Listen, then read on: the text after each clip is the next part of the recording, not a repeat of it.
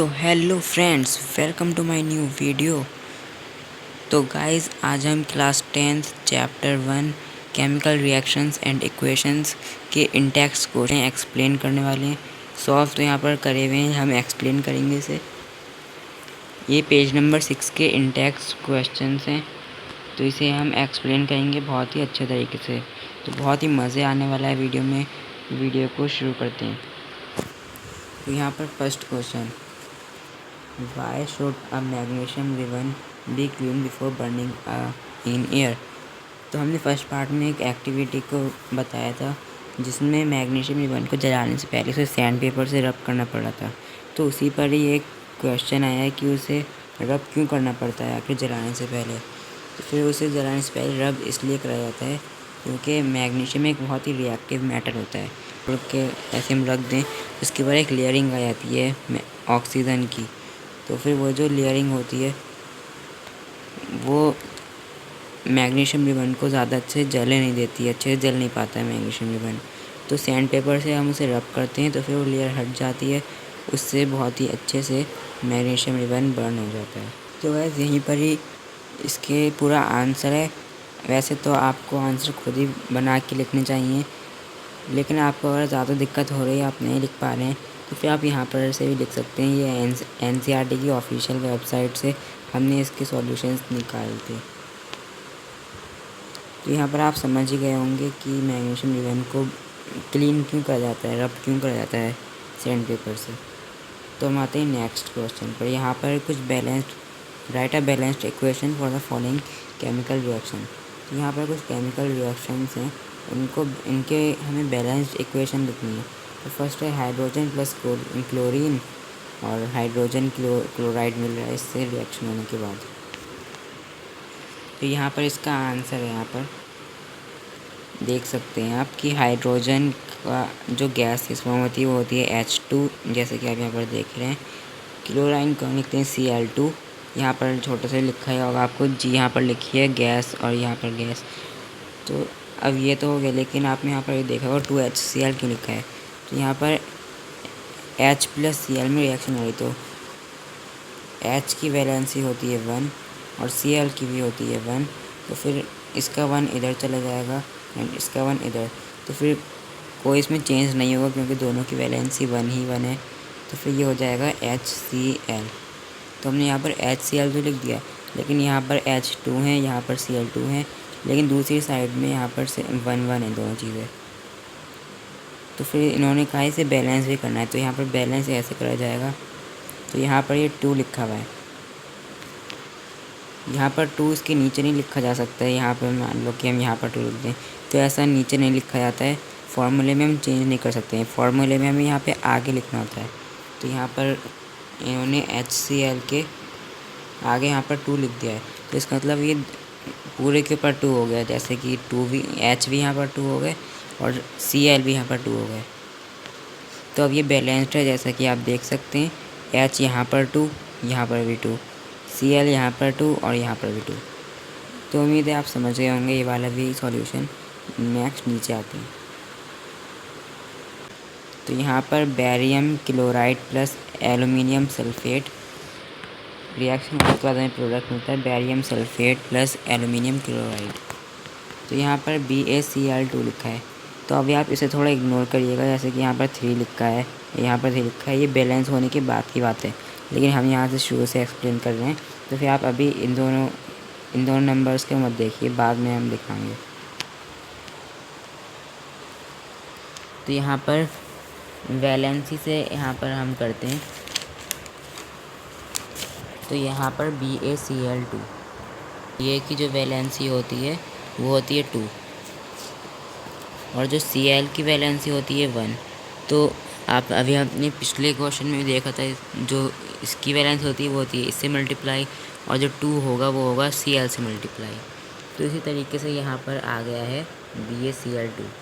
एक बार फिर से देख लिए, Ba जो है उसकी वैलेंसी होती है 2 और Cl की होती है 1। तो इन दोनों की एक दूसरे से मल्टीप्लाई होती है, जैसे Ba का तो है 2 और Cl का है 1, तो फिर जो 2 होगा वो Cl में चला जाएगा और जो 1 होगा वो Ba में।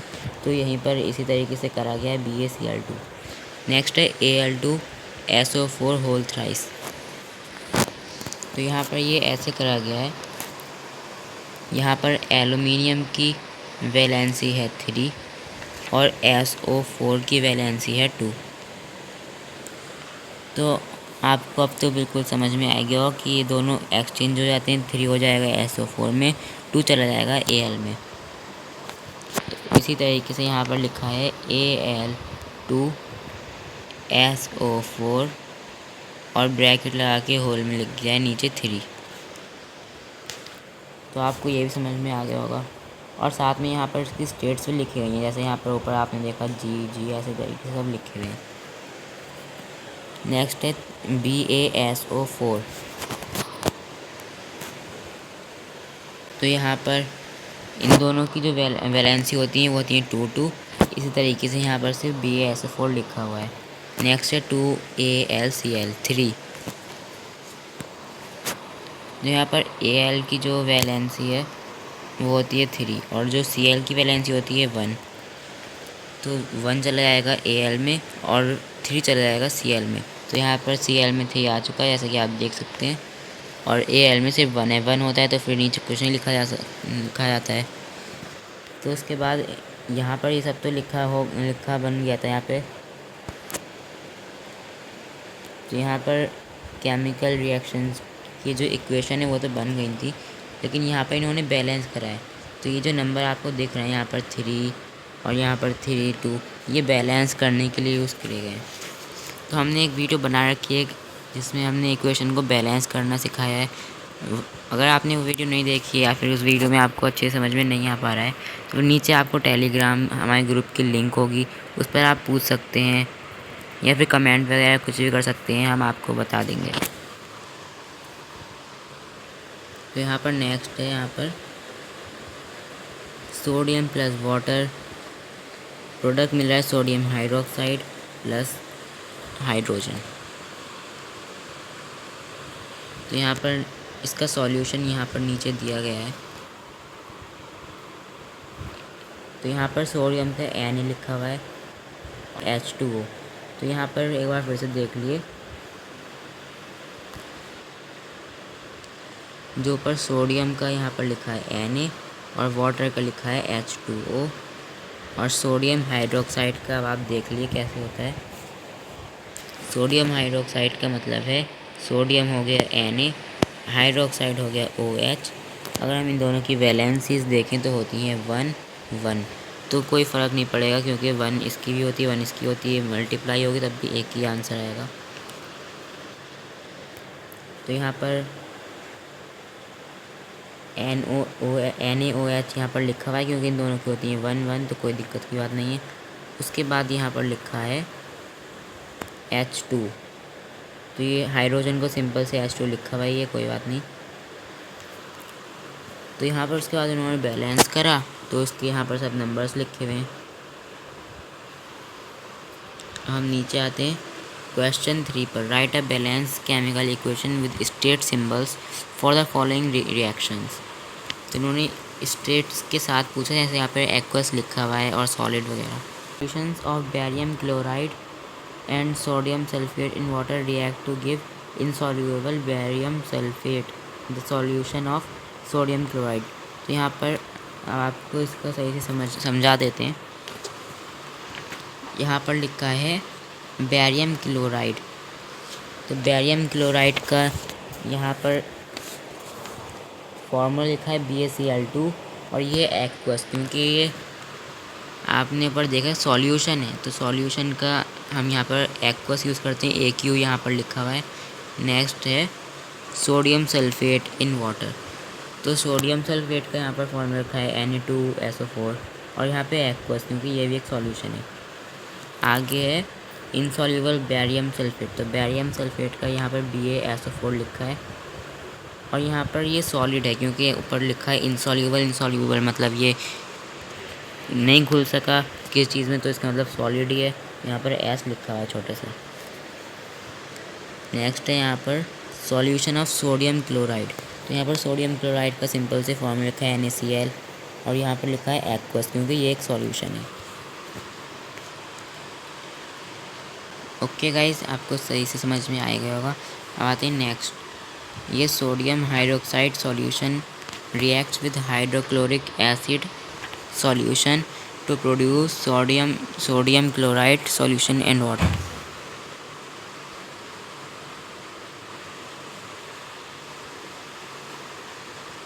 तो यहाँ पर आप देखिए सोडियम हाइड्रोक्साइड सॉल्यूशन। तो यहाँ पे सोडियम हाइड्रोक्साइड यहाँ पर है, इसका फॉर्मूला एंड एक्वस यहाँ पर लिखा है क्योंकि ये एक सॉल्यूशन है। ऊपर देख सकते हैं solution in water reacts with hydrochloric acid, hydrochloric AQ यहाँ पर आप देख सकते हैं, टू प्रोड्यूस। तो यहाँ पर एरो बना है, यहाँ पर आगे प्रोडक्ट्स हैं सब, जो प्रोड्यूस सोडियम क्लोराइड। तो ये सोडियम क्लोराइड सिंपल सा फॉर्मूला लिखा है NaCl, और उसके आगे भी एक्वस लिखा है क्योंकि ये भी एक सॉल्यूशन है। उसके आगे लिखा है वाटर, तो सिंपल सा H2O वाटर। यहाँ पर लिक्विड लिखा है L, यहाँ पर देख सकते हैं। तो ये भी आपको समझ में आ गए होंगे, वरना तो हमने आपको बता दिया है, टेलीग्राम पर पूछ सकते हैं या फिर कमेंट कर सकते हैं। गाइस, हमने यहाँ पर पेज नंबर 6 के सारे इंटेक्स क्वेश्चन सॉल्व कर लिए हैं। नेक्स्ट पेज नंबर 10 के भी हम करेंगे, लेकिन हमारी एक पार्ट्स की सीरीज़ चल रही है, इसमें हम चैप्टर 1 के टॉपिक्स वाइज या फिर हम पार्ट्स बनाकर चैप्टर को कवर कर रहे हैं, उसी के हिसाब से हम क्वेश्चंस दे रहे हैं। तो फिर आप हमारी पूरी सीरीज़ देख सकते हैं प्लेलिस्ट में। Thanks for watching. अगर आपको वीडियो अच्छी लगी हो तो लाइक करिए, हमारे चैनल को सब्सक्राइब करके बेल आइकन को प्रेस कर लीजिएगा ताकि आप हमारे वीडियोस जल्द से जल्द देख पाएँ।